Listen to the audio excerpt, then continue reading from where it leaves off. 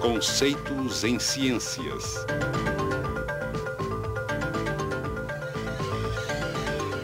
Eletromagnetismo. Teoria dos domínios. Esta bússola está respondendo ao campo magnético associado com o movimento de elétrons no condutor abaixo dela. A regra da mão esquerda para condutores mostra a relação entre o movimento de elétrons e o sentido do campo magnético. Com o polegar apontando no sentido do movimento dos elétrons, os dedos encurvados ao redor do fio indicam o sentido do campo magnético. Por outro lado, se o sentido do campo já for conhecido, a mesma regra pode ser usada para determinar o sentido do movimento dos elétrons. Como vimos nas experiências de Ørsted, uma agulha de bússola aponta no sentido do campo magnético ao redor de um condutor que conduz corrente. Assim, encurvando-se os dedos ao redor do condutor no mesmo sentido apontado pela agulha da bússola, o polegar nos dá a direção do sentido do movimento dos elétrons. Quando um condutor que conduz corrente é enrolado na forma de uma bobina, a bobina funciona como um ímã em forma de barra com um polo norte e um polo sul.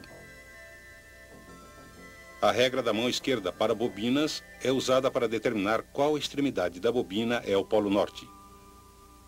Com os dedos encurvados no sentido do fluxo dos elétrons, o polegar aponta para a extremidade norte da bobina. Como o campo ao redor da bobina é similar ao campo ao redor de um ímã em forma de barra, a bobina também pode ser usada para atrair objetos de ferro. Embora a bobina seja um ímã, ela é fraca demais para atrair muita coisa. Mas, se for inserido um núcleo de ferro na bobina, a intensidade do campo magnético aumenta muito e a combinação entre bobina e núcleo se torna um eletroímã. Esse potente eletroímã pode ser usado para atrair uma grande variedade de coisas.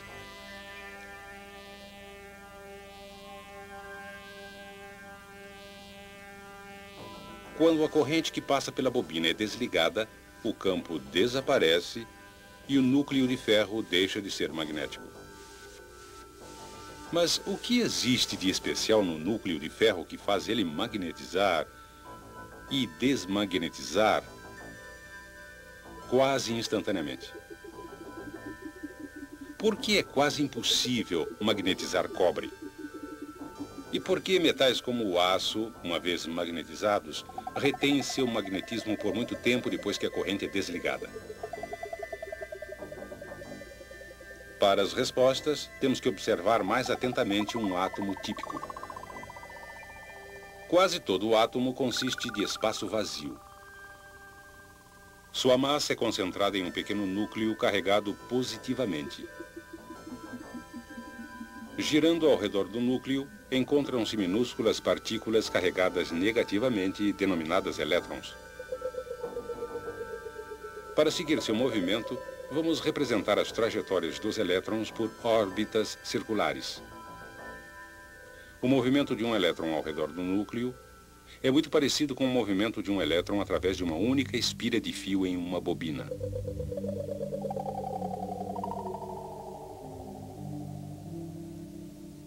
Além de determinar os polos norte e sul de uma bobina, a regra da mão esquerda para bobinas também pode ser usada para mostrar a localização dos polos para órbitas dos elétrons. Cada órbita de elétron produz um campo magnético com um polo norte e um polo sul. Entretanto, o movimento de todos os elétrons é tão ao acaso que os campos magnéticos tendem a se cancelar uns aos outros. Mas não pense que isto é tão simples. Além de se moverem ao redor do núcleo, cada elétron também gira sobre seu eixo, produzindo ainda outro campo magnético. Novamente, a regra da mão esquerda para bobinas pode ser aplicada para mostrar o sentido do campo magnético do elétron. São possíveis dois sentidos de giro, resultando em duas orientações de campo diferentes. Normalmente, os campos magnéticos produzidos por esses elétrons que giram se cancelam, da mesma maneira que são cancelados os campos das órbitas do elétron. Assim, o resultado é que a maioria dos átomos não possui um campo magnético global. Materiais consistindo desses átomos não são atraídos a ímãs. Uma exceção importante é o ferro. Um átomo de ferro tem 4 elétrons girando mais num sentido que no outro. O resultado é que seus campos não são cancelados ou equilibrados. Portanto, o átomo de ferro tem um campo magnético resultante. Entre os elementos comuns, somente 2 outros, o níquel e o cobalto, possuem átomos que são pequenos ímãs. Dizemos que esses átomos são ferromagnéticos. E os chamados dipolos magnéticos, significando 2 polos. Eles podem ser considerados minúsculas agulhas de bússola, apontando para o norte. Em materiais ferromagnéticos, esses minúsculos dipolos interagem, fazendo com que grandes aglomerados se alinhem no mesmo sentido. Um aglomerado de dipolos em que todos apontam no mesmo sentido chama-se um domínio.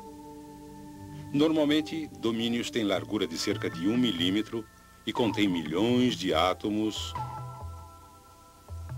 com cada domínio apontando em um sentido diferente. Mas quando a barra é exposta a um campo magnético, os domínios que estão apontando no mesmo sentido que o campo crescem e tomam posse dos outros domínios.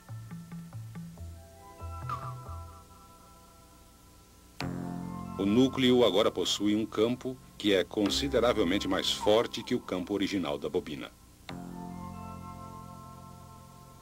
Quando o movimento de elétrons para,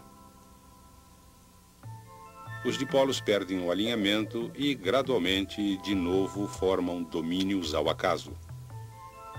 Mas, com o aço, os resultados são diferentes.